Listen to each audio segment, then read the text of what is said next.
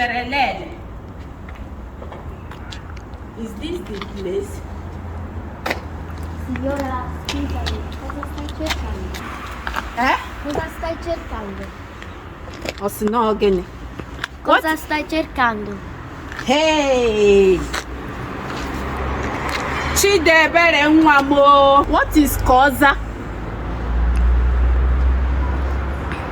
What is koza? You don't speak English?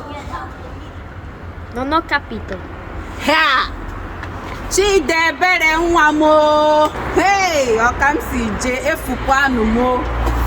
Hey! I said you don't speak English. I'm looking for Chidebere, my son. Chidebere, my son.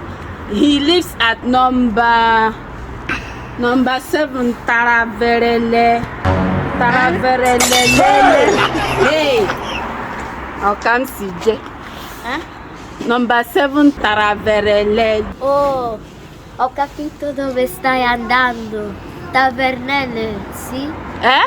Tavernelle. You said this way. Where can I locate Taraverele? Tavernelle, signore. Where is it? Where is it? È là. Okay. Hey. You don't even know how to help somebody. Una know they help somebody here. You can see an old woman walking with a big bag. You are just standing there looking at me. I don't even know if they understand waiting at the top. Let me find my way. Bye bye yo. Oh, this one.